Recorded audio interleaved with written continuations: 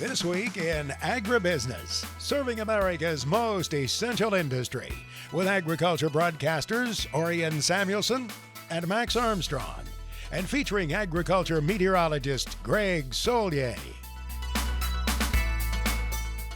This week in Agribusiness is brought to you by Case IH and your local Case IH dealer. Pork industry participants from around the world gathered this past week in Des Moines, Iowa for the World Pork Expo 2022.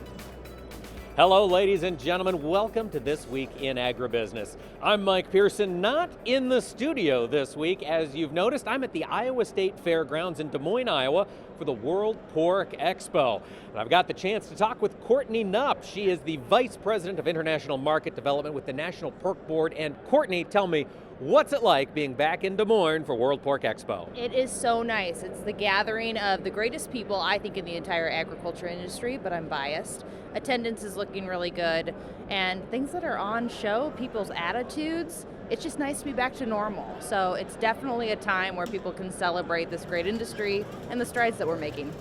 And Courtney, are there things to celebrate? It's been a tough 2 years in the hog industry, in the world as a whole. Attitudes here seem positive?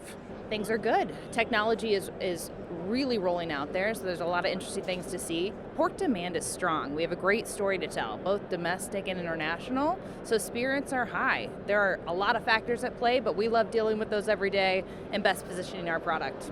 And Courtney, have you had a chance to sample some of the pork that's being offered around the grounds here this week? So much and not enough. That's always how it goes.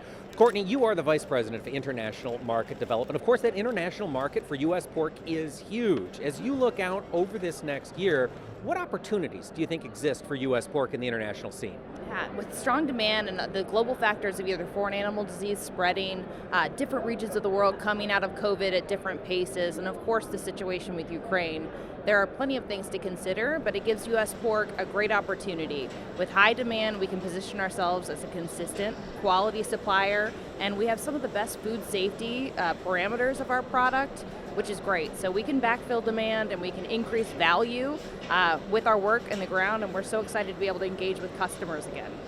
Courtney, you mentioned food safety. As an American, I don't think much about food safety. Everything I buy is pretty gosh darn safe. That's not always the case. You work with folks. How is U.S. pork competitive in that regard? Sure. A lot of industries have challenges, whether it's outdoor production, parasites, bacteria. We regulate. We have a great system.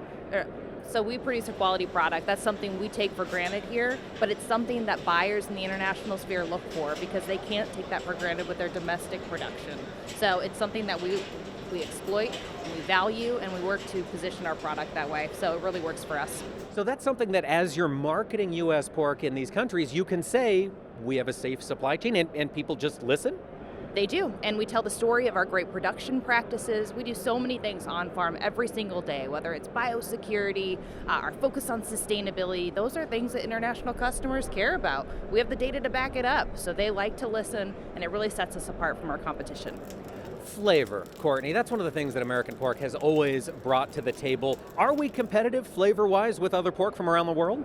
We are. We have a great flavor profile, and one thing that we focus on in our strategic partnership with U.S. Meat Export Federation, their staff all around the world works with customers to show different cooking methods, whether it's different spices, different cuts, different ways to prepare it, and that can really increase the usage, the consumption, and that teaches people how to not only cook it the right way, but makes them more loyal, long-term customer. That's what it's all about. Courtney, as you look out again over this summer, do you share that same optimism that a lot of the folks here have? Do you believe that U.S. pork is well poised here into 2022? I do. I think we're going to be very competitive. There's a lot of factors at play.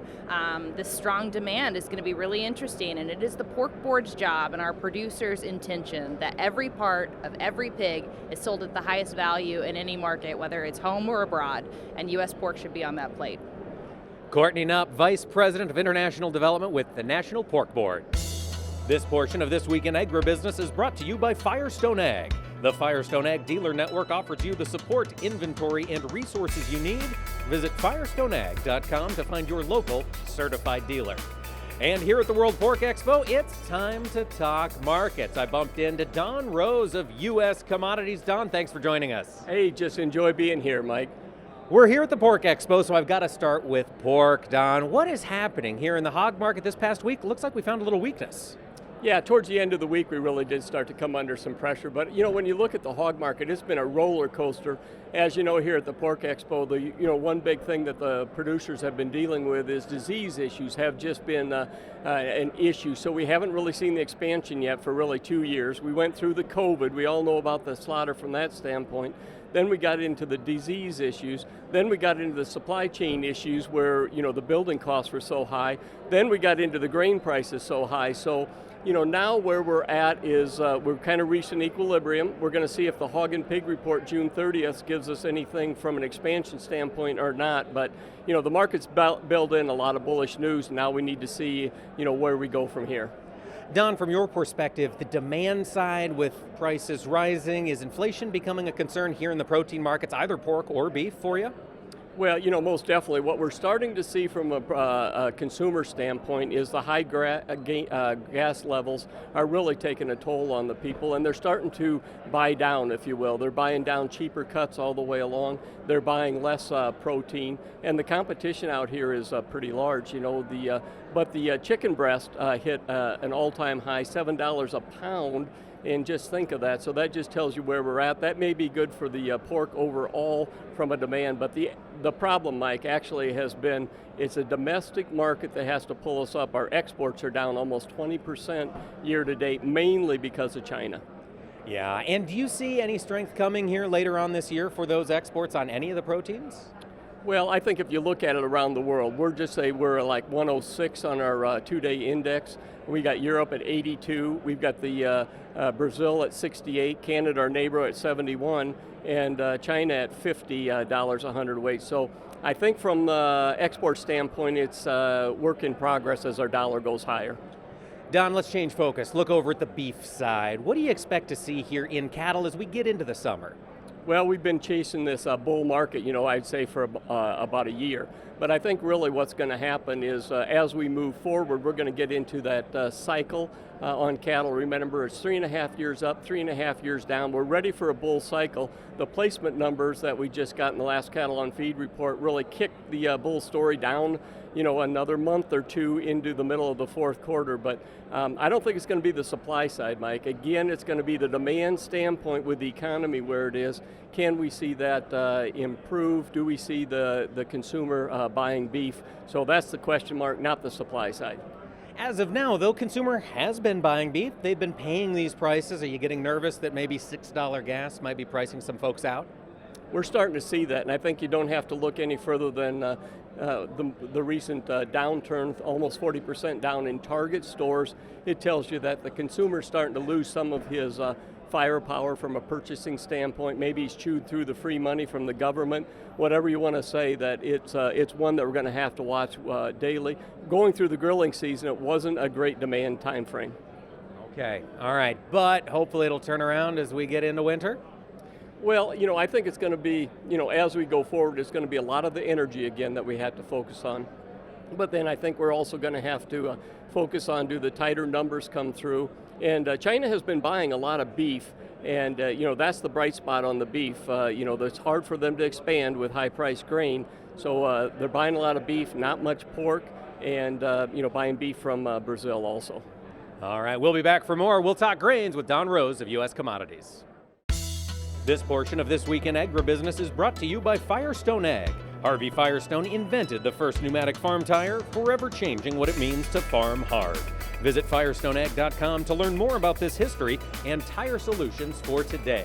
We're back on location at World Pork Expo talking commodities with Don Rose of U.S. Commodities. And Don, the soybean market has been on fire this week. What was it that changed in the soybean balance sheet? Yeah, the soybeans really have been on fire. And I tell you, to put it in perspective, the highest we've ever had on nearby soybeans has been $17.68. And on Wednesday, we went to within about 10 cents of that. So when you're talking about the soybeans are on fire, they're on fire, the highest we've had almost in history. But, what's the driving force? I think it's Brazil.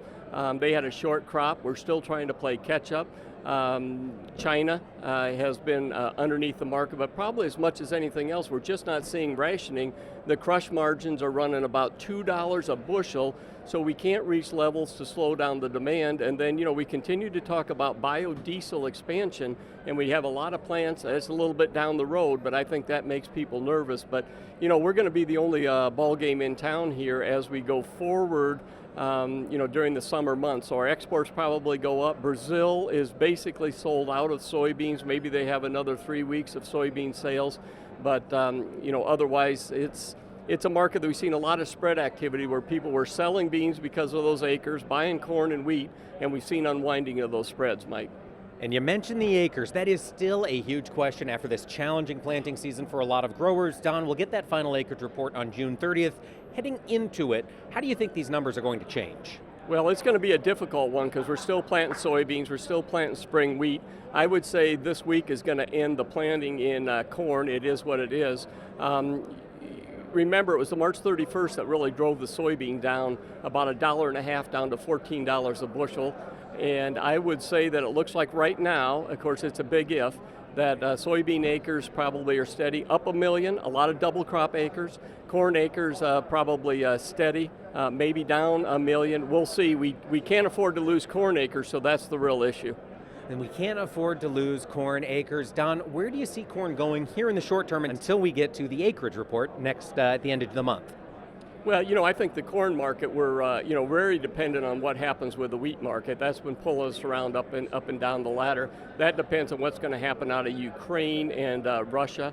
Are we going to see an export corridor or not? If we don't see an export corridor open up sooner rather than later out of Ukraine, we're going to see some good support underneath the corn market. The corn market basis levels, Mike, are just on fire across the corn belt. I think the end users are still profitable. They're buying corn on every break that they get that's sizable. And, when they're buying on breaks, you're not rationing supplies here yet. So it's going to be one we're going to watch Ukraine. We're going to watch the weather. Weather this week has really come on the radar. We've got a hot, dry pattern down in the southwest.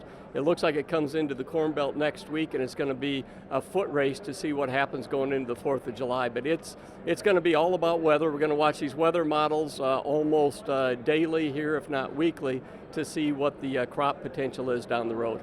Weather also matters for spring wheat. Don, do you think we're going to get all the intended spring wheat acres in the ground?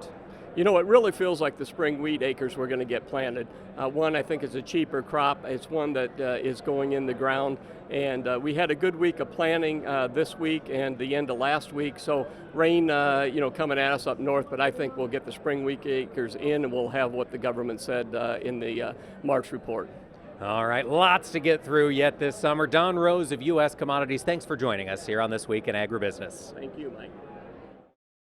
Chad Colby's look at agriculture technology comes your way next, brought to you by the IBM Watson Decision Platform. Combining AI with Internet of Things data to help agribusiness increase yields, improve quality, and drive sustainability.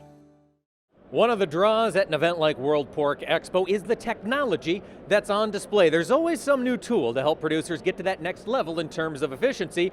Chad Colby does that same for us, and this week he's focusing on drones. On this weekend's tech segment, we're going to do our annual drone review. And joining me is Randy Oberle from Flying Ag. Randy, the crops are planted for the most part. It's raining outside, but I'm guessing your phone's been ringing with a lot of people asking questions about drones. Getting a lot of calls from guys wanting to get a better view of their crops, and especially with high commodity prices. And so it's we've got a good lineup for this spring. What you're holding here, this is a Mini 2. Great starter drone, 12 megapixel camera, 20-minute flight, less than $800. Yeah, you can't hardly beat this. I love the size, super handy. You're not going to map with this drone. If you want to do mapping, you got to move to a drone like the Air 2S, which to me is that step up. If you're a producer and maybe you had a Phantom on your farm and still use one, talk a little bit about the Air 2S. Yeah, so the Air 2S has a 20 megapixel camera on it.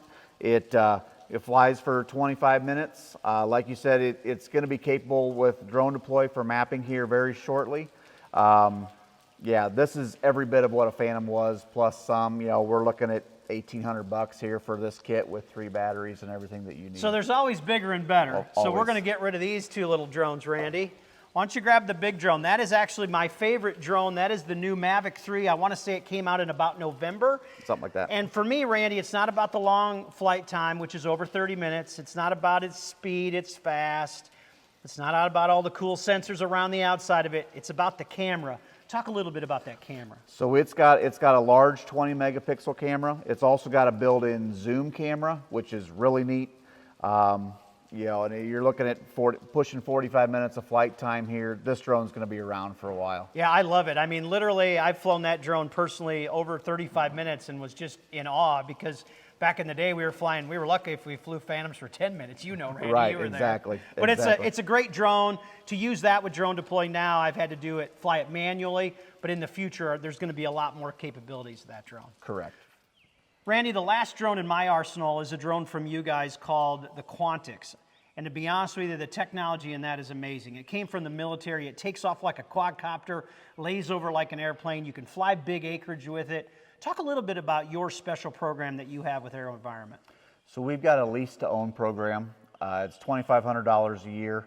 And kind of an easy way to step into it, you know, for a drone that can fly a lot of acres per day. So if you want to learn more, go to flyingag.com. You know, Randy and I make a lot of mentions about the sensors, and that's really the key in collecting data is what do we do with it? And using a system like Drone Deploy, you can see here this collected 278 images of about 80 acres. If you go into the map details, it's going to tell you, there it is, 82 acres. You can see this one was from last fall, and it shows a lot of down corn. You can toggle the plant health. You can see those problem areas in the field. I like the map photos area. I can go in and I can toggle and I could look at different images. I could definitely go on and on about the values of this data. The best part is it's at a relatively low cost. Well, Randy, I appreciate you taking the time to add some of your expertise. And one thing's for sure about drones, they've always been changing, but honestly, they're so easy to use today that anybody can use them. For This Week in Agribusiness, I'm Chad Colby. Thank you, Chad. It's incredible to see how farmers are utilizing that drone technology on their farms, not just here, but really around the world.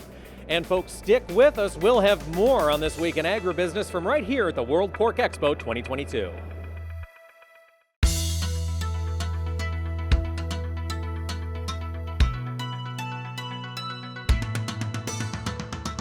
Welcome back to This Week in Agribusiness. We're continuing our discussions here in Des Moines at the World Pork Expo 2022, and one topic that is certainly under discussion in the hog industry is health and disease pressure. Well, Dr. Paul Sundberg, the Executive Director of the Swine Health Information Center, keeps track of those issues. Dr. Sundberg, thanks for joining us. Thanks for having me, Mike. Good to be with you.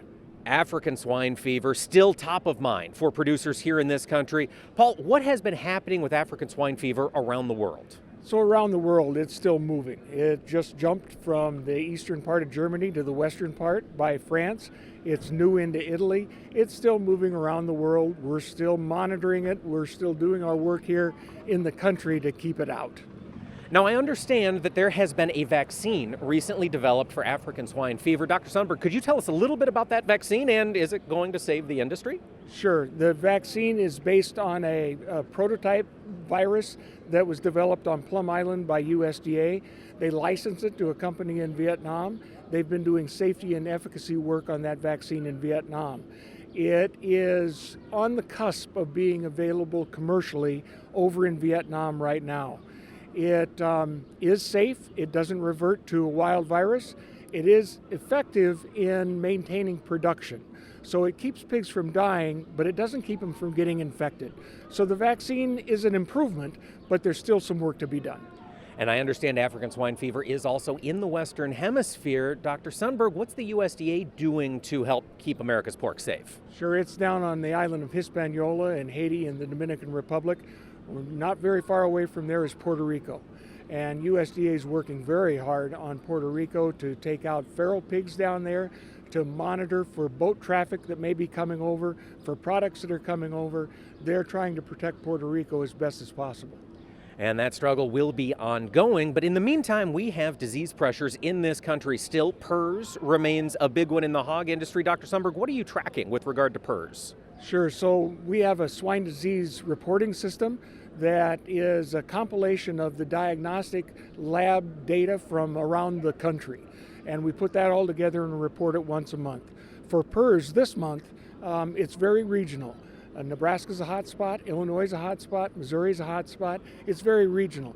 But with overall in the country, PRRS is seasonal, so it's within the limits of what you'd expect for this time of year. All right, PEDV, another concern in the hog industry domestically. Paul, what's happening with that virus? PED's still out there at a very low level. It is a very low level, but it's maintenance level almost. There are hot spots and there are outbreaks that happen. It's certainly an issue if you're in a spot where an outbreak has happened. But what we've done, I think, is done as an industry, as producers, have learned very well lessons about management. So PED right now is really a management issue that we've got at a low level, but we still have occasional outbreaks. Now, as you look around the world, there are always threats to the American agricultural system that develop elsewhere. Japanese encephalitis virus. This is one I've seen headlines about in Australia. Dr. Sundberg, what's happening? Sure. So the Swine Health Information Center was set up to monitor for diseases around the world. And so that's exactly what we're doing to see what we can do to prevent, to prepare, to respond. With JEV, Japanese encephalitis virus in Australia, it started last fall and moved down through the pork industry in quite a big manner. It's spread by mosquitoes. It's a virus. It's a cousin to West Nile virus that we have here in the U.S.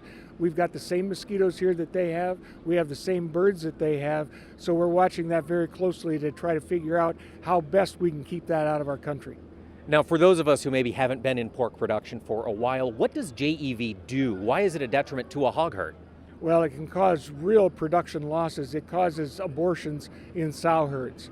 As much as reported in Australia, there have been 25 to 50% reductions in weaning pigs because of abortions for over a 10-week period. So it's pretty extensive. If it hits hard, it hits hard. 10% loss overall in the country of their pig crop, and that's equivalent to what we had with our outbreak for PED. Oh, wow. Now, you said it's carried by mosquitoes, and Australia's a long way away. Dr. Sundberg, it seems like that'd be too far for a mosquito to travel. How could we catch JEV in this country? Sure. So USDA has done a risk assessment to say what's the probability of getting it here and establishing here. The likelihood of an infected mosquito carrying that virus on a plane that lands into the U.S., they deem as high. It's likely that planes are landing in the U.S. with a mosquito with that virus. They also say, though, that the probability of that virus getting out into the countryside and being established in our pig herd or in our avian, in our birds, is low. So at that point, we're good with that. But there are some improvements that need to be made in that risk assessment. We're working with them to update it. And I understand you're probably still working with producers on maintaining biosecurity. Do you feel like we've come a long way in the industry? Oh, of course. There's always more to do, but we've come a long way. One of the main things that we're going to work on right now is transportation biosecurity. This issue of trucks going from first points of concentration, like packing plants or sale barns or whatever, and then coming back to the farm, that's a big risk for disease transmission, and we want to do what we can do to stop that. Lots of things to keep an eye on in this industry, as always. Dr. Paul Sundberg of the Swine Health Information Center, thanks for joining us today. Yep, thanks, Mike. And folks, stick around. We'll have more This Week in Agribusiness coming to you from Des Moines right here at the World Pork Expo 2022. And we'll be checking in with meteorologist Greg Solier, who's got a weather report for us back in the studio. So stick around. More This Week in Agribusiness coming up. This Week in Agribusiness, serving America's most essential industry, is brought to you by Case IH. Welcome back to This Week in Agribusiness. In the weeks ahead, you'll be hearing about a video series featuring agricultural entrepreneurs and inventors. As Max shares with us, the search is on for the next big thing in agriculture. Mike, it is about the future, the not too distant future in agriculture by all means. The innovators, the entrepreneurs, those folks who are developing new products and services for farmers. Farm Next is a series you'll want to be watching for a little bit later this summer. Joining us is the founder and chief executive officer of Pivot Bio. Joining us here is Karsten Timme. Karsten, what is Farm Next? How would you describe it in your words? Well, it's really a search for the next set of innovations that are going to help solve the problems we face today. and the problems that are ahead of us tomorrow. So there are tons of innovators out there building new companies and technologies, products that are going to help us out. We'd like to make sure we can identify them and get them connected with more growers out there. It sounds like right in your mold of Pivot Bio. You developed a product along that line, the same train of thought behind it. Well, it's been a 10-year journey for Pivot to get to where we are today. The products we build, it's all about a better way to get nitrogen into the crops that we grow. And the lessons we've learned, I think there's a lot we might be able to share with other innovators out there at the start of their journey. So you've cast the net, and some of these folks will be advised from a financial standpoint. They'll get feedback from a farmer. Tell us a little bit about Farm Next, just a 10,000-foot view of it. Well, the goal is to bring in 10 companies, all at that start of their journey, be able to hear their story, really get under the hood and understand what it is they're trying to build. And at the same time, ask questions about that path ahead. What does it take to really de-risk the technology? How does that business have legs and turn into something that is beneficial for all of us? Maybe the panelists involved in Farm Next can raise the awareness of one of these innovators, entrepreneurs, and help them target something, maybe an obstacle that you had to overcome in the Pivot Bio track over 10 years. Oh, exactly. It's always about being able to have more tools in the toolbox, being able to better manage each acre, and hopefully what we can do is help identify some of those diamonds in the rough when it comes to new tools that might be part of our toolbox of the next 10 years ahead. Well, this series will be unveiled on July 11th. It'll be on RFD TV and the websites of farm progress companies, and we look forward to sharing that with the folks out there. They'll have a chance to see these leading up to the Farm Progress Show at Boone, Iowa. We hope you'll be there too, right? Looking forward to it. We're looking forward as well. Thank you, Karsten. Karsten Timmy, who is co-founder and chief executive officer of Pivot Bio. Mike, that's something to look forward to later in the summer, that Farm Progress Show at Boone, Iowa, after the Farm Next series that begins July 11th. Thank you, Max. And folks, that series will go live July 11th, so watch here for more details in the weeks ahead. Greg Solier now brings us his farm weather forecast for the week ahead, presented by Pivot Bio Proven 40. Predictable, productive, weatherproof. Turn to a better nitrogen. Turn to Pivot Bio Proven 40. Learn more at pivotbio.com. Well, it was sunny and perfect weather here in Des Moines for the World Pork Expo. I'm curious, Greg, what's the weather look like in the week ahead?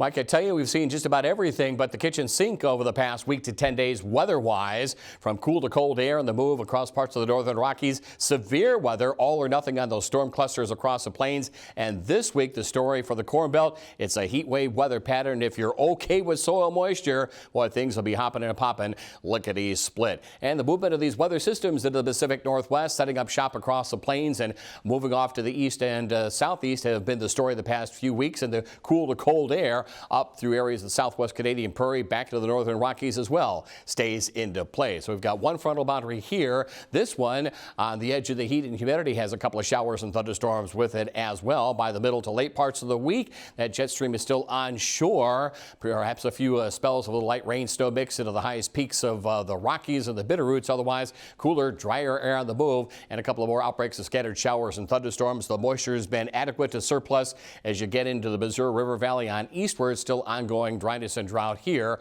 Maybe a stray shower in northern California with the next weather system ashore into the middle to late portions of the week. Weak feature up aloft may have one lone shower across the Sierra. We have tapped into the runoff already across the central and southern Sierra into the valleys of California. Last week, 105, 110 degree heat easily, and saw some of that heat as well. It's beginning to reestablish itself into the high plains areas, but with this front, the jet stream moving on through, we'll try to bust that atmospheric cap, and it's all or nothing on the severe weather potential across the plains, much like we saw last week. We'll see just about the same scenario with the hot ridge reestablishing itself, heavy irrigation demands across California, southwestern states, and more severe weather potential across parts of the plains. Next week, beginning to see higher dew points in the southwest, and maybe as we get into the last week to 10 days of the month of June, the start of the monsoon season in the southwestern sections of the country. Back in through the upper Midwest and the northern and central corridor, Corn Belt and Plain States region, this is going to be a tough one on man and beast. But again,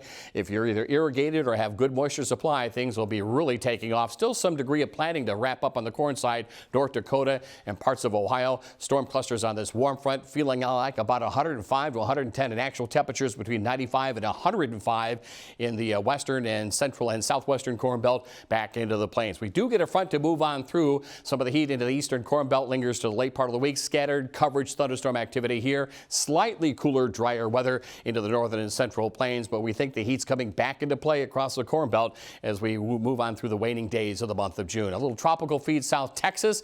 Again, it is mighty tough on man and beast here, and the combine action as well. About 45% of the winter wheat harvested through Texas, what there is to harvest coming off this drought season. As we get in through the late portion of the week, this front strung out along the jet stream pattern. Severe storms lined up, hail, high wind potential, and scattered coverage. And again, feeling like 105 to 110 in the Delta region. A little tropical feed of moisture into South Texas. For the Corn Belt locales, big warm up underway along this warm front. Couple of scattered storm clusters early in the week. Still a nip in the air relative to almost early summertime into the northeast of New England, and 95 to 100 degree heat expected into the central and southwestern Corn Belt. That front moves on through, stalls on out. Still hot weather and scattered storm clusters for the Ohio Valley. Relief from the heat anticipated for a time, northern and western Corn Belt later on into the week. The tropics across the Atlantic and the Gulf are quiet, but it is a tough one with high humidity, onshore flow, and afternoon showers and thunderstorms for Florida. Watch this low, pretty much stagnant through the southern plains. It will serve up storm clusters along its periphery into the Tennessee Valley and a feed of tropical moisture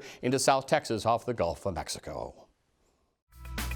Greg Solier is back with his extended farm weather forecast for the country, presented by Pivot BioProven 40. Predictable, productive, weatherproof. Turn to a better nitrogen. Turn to Pivot BioProven 40. Learn more at pivotbio.com. Farmers across the country have had some dry time to get into the field. Greg, what's the precipitation outlook look like for this next week? Mike, we'll take a look at precip, and as a lot of folks can testify, last week it was all or nothing, and in some folks in some areas reporting too much of a good thing, and others not quite enough, with a lot of runoff and not much absorption into the ground. We saw that over the high plains areas, the worst drought locations, too much of it into areas where it's been waterlogged over the southeastern plains, and so basically the story continues on across the heart of the winter wheat belt. Some opportunity to continue to advance northward on winter wheat harvest. Tropical downpours across the southeast, including Florida. Good news with drought relief up and down the eastern seaboard. We'll keep an eye on this corridor. Had some decent rainfall last week, some of it heavy. Southern Lakes region, that could repeat itself as the week wears on. 1/4 to 1/2 inch northern plains, Canadian Prairie into the Pacific Northwest, nothing through California. Looks like a thunderstorm or two trying to get going in the southwest next week. Looks like a better opportunity for the monsoon season to get going as those dew points hit 60 to 65 degrees and higher. That helps to bubble up the atmosphere and help to generate those thunderheads. 4-week forecast, here it is as we move on through the waning days of the month of June. Summertime officially begins on the 21st at 4:14 in the morning Central Time Zone. A little more heat, a little less rain showing up in the maps and charts at least over the next 3 or 4 weeks. If you're okay on soil moisture, you'll be okay. But in the meantime, here's the heat locked into the upper Midwest, much of the Corn Belt below average in the southeast and parts of the western states as well, where the moisture is good news here. A little late season in arriving, but we'll take it. Washington State and Oregon. Note the pickup on moisture in the southwestern section of the country. This is the monsoon set up into the Rio Grande, across the Gulf Coast in through Florida.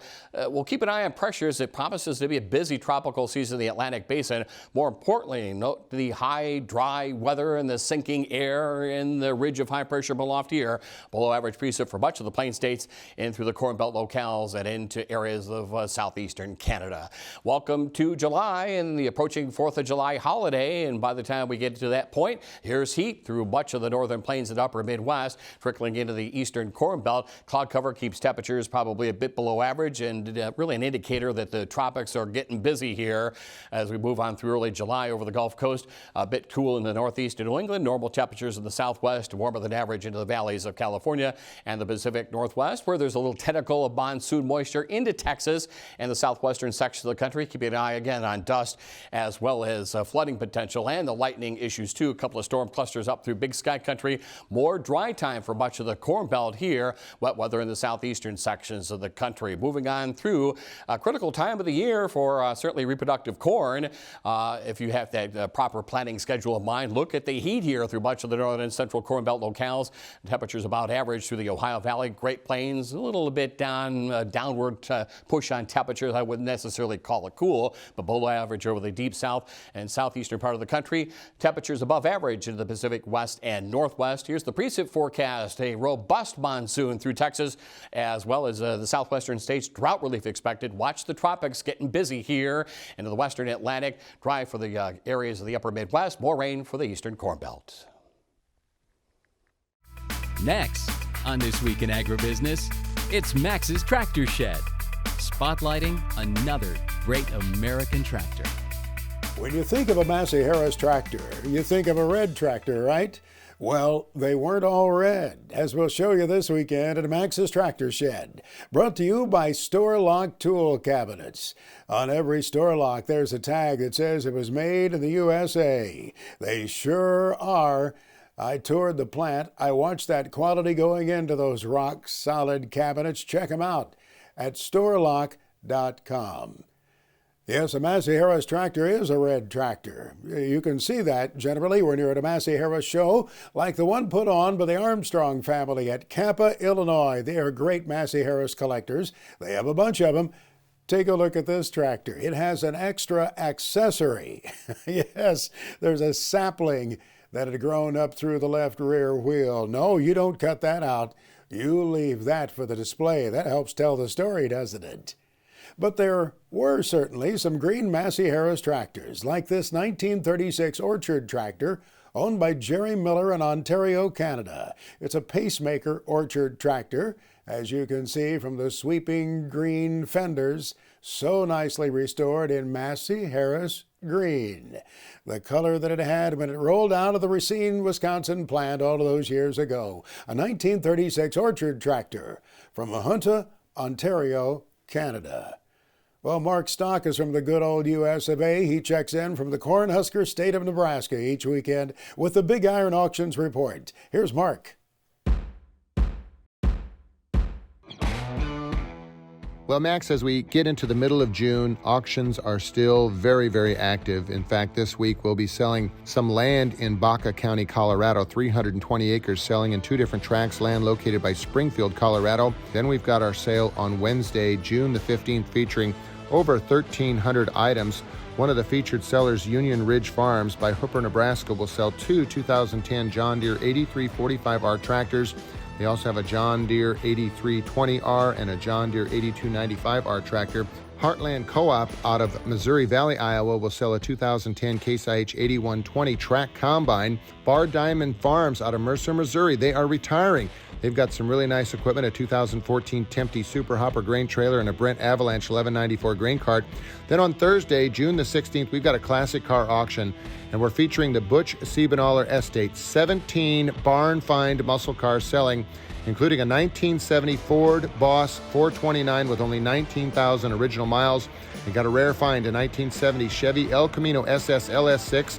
They've also got Chevelles, Camaros, Impalas, Torinos. They all sell on BigIron.com next week. Check it all out.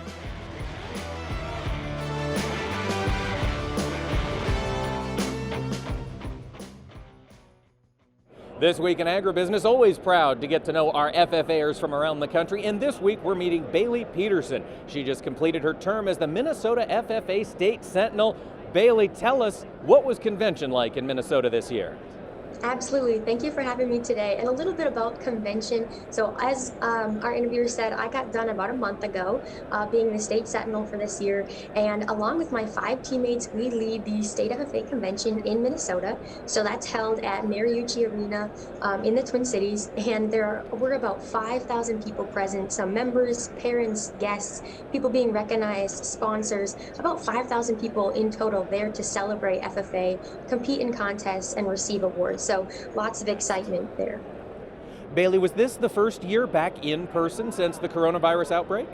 Yes, it was. We actually had 2 conventions online. One was completely online, and then one of them had the last session in person only for selected people. So I myself, I was running to be a state officer, so I got to attend that session. But yes, this is our first convention back in person, and you could definitely see the excitement and the members that wanted to be there. And actually, from my home chapter, there were no members that had ever gone to convention before that were at convention this year. So especially a lot of excitement and a little bit of nerves as they got to go to convention for the first time. I bet. That's fantastic. Bailey, I'm curious, though, for our viewers who maybe weren't involved in FFA, can you tell us what the duties of the Sentinel are? Absolutely. So at the state level, there is the president, of course, vice president, secretary, treasurer, reporter, and then the Sentinel. Those are the 6 officers at the state level. And we are actually considered equal in our duties. There's a few duties that officers have. For example, the reporter usually runs our social media pages or heads that up, and then our president does a little bit more of the public speaking. And as Sentinel, my job is to welcome members into FFA and people that aren't in FFA and help them understand what it is, but also just speak at different events, give an invocation if needed, and be part of the team like everybody else is. Bailey, what was it that prompted you to join FFA? What prompted me is I actually started showing cattle when I was about 5 or 6. My parents wanted me to learn responsibility and time management, so they got me in 4-H, and along with my brothers, we started showing cattle and then later pigs. And since I knew that through FFA I could show livestock at the state fair, I wanted to jump into FFA. After I joined, I knew that I wanted to become a chapter officer, where similar duties would be held, but at the chapter level. I wanted to compete in career development events, and I judged livestock, and then I did an interview contest. So I was excited to get involved in my community, but also in an agricultural way, because I've had such a background in agriculture for so long that I wanted to maintain that in high school. That is fantastic, and I understand you're in college pursuing a future career in agriculture. Bailey Peterson, past Minnesota State FFA Sentinel. Thanks for joining us on This Week in Agribusiness, and we wish you the best. Thank you for having me today.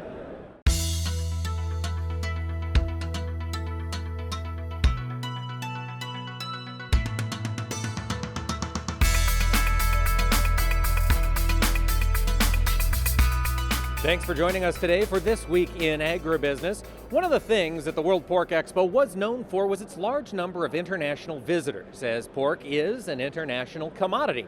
COVID has slowed that down. However, there is still a tremendous amount of international demand for U.S. pork. One of the groups that keeps track of that is the U.S. Meat Export Federation, and I had the chance to talk with Dan Hallstrom, their president and CEO, and I asked him how are exports looking for the pork sector in 2022. Well, the numbers are down. We just got the April stats yesterday. They're down mainly due to China, and we knew China would be down with the large monthly exports from a year ago. But outside of China, demand is very resilient, and there's a lot of positives out there. The month of April, we saw Japan back with their largest month of the year.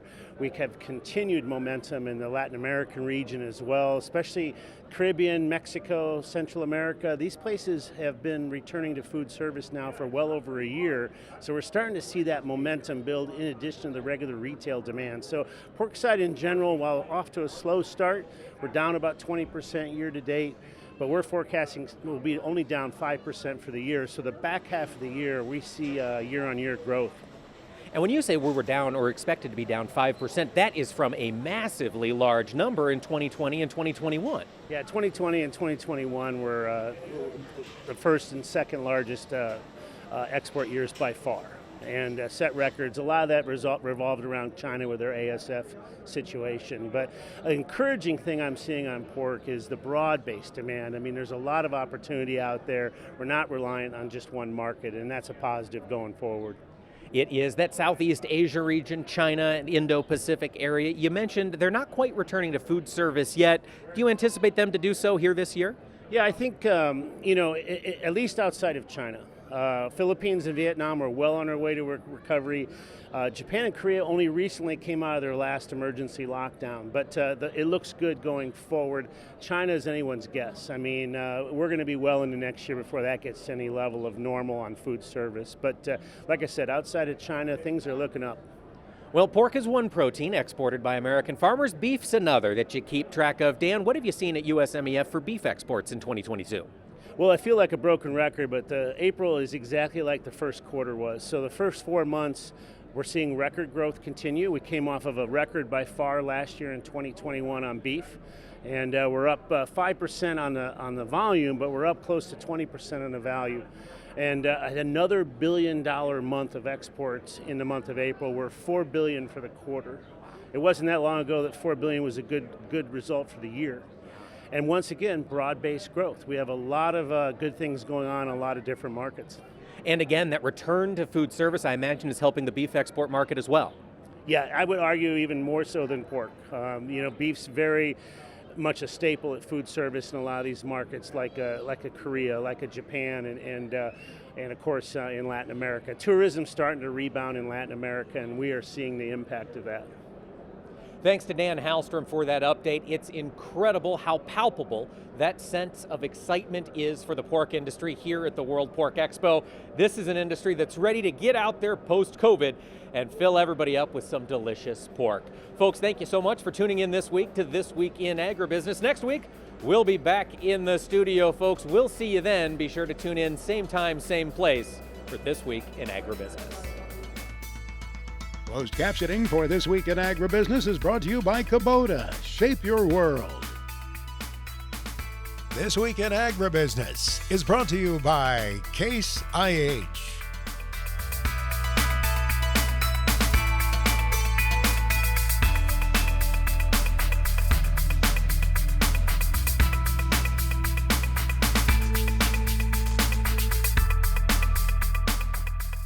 This Week in Agribusiness is produced by Omax Communications in association with 22 Creative Group. We invite you to visit us online at agbizweek.com.